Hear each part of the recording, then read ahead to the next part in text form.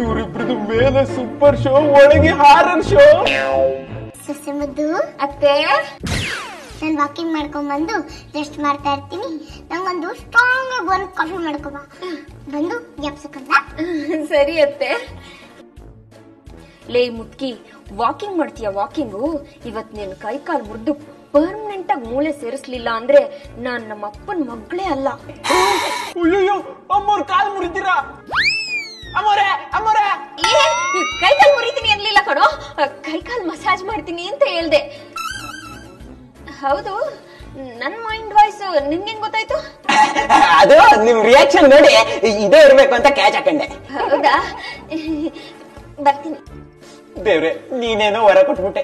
ಇನ್ನ ನನ್ ಕಿವಿಲಿ ಎದೆ ಕೇಳ್ಬೇಕೋ ಏನೋ. ಅಮರೇ, ಮಾರ್ಕೆಟ್ಗೆ ಹೋಗಿ ಬರ್ತೀನಿ.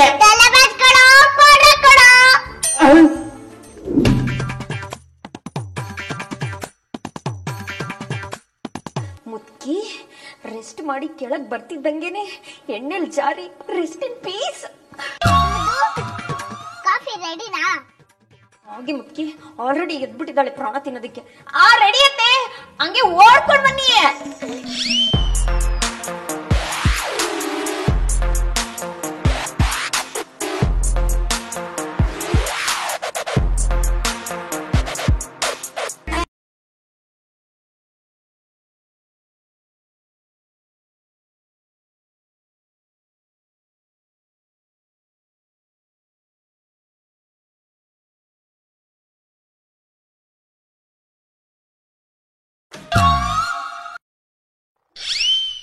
ಸೊಸೆ ಮುದ್ದು ಅತ್ತೆ, ಯಾರೋ ವಿರೋಧ ಪಕ್ಷದವರು ಎಣ್ಣೆ ಚೆಲ್ಬಿಟ್ಟಿದ್ದಾರೆಮ್ಮ.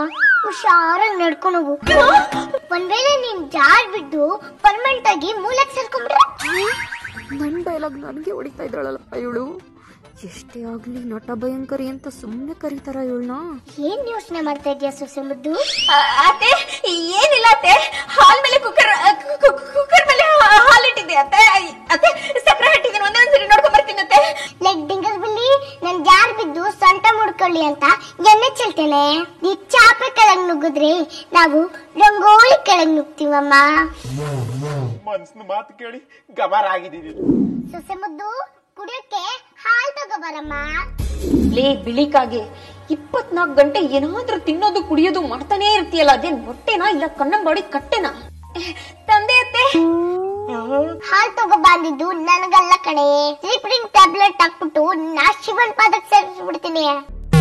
ಅರೆ ಇಸ್ಕೆ ಇಷ್ಟಿದ್ರು ದೊಡ್ಡ ಸ್ಕೆಚ್ ಹಾಕೈತೆ ಮುದ್ಕಿ.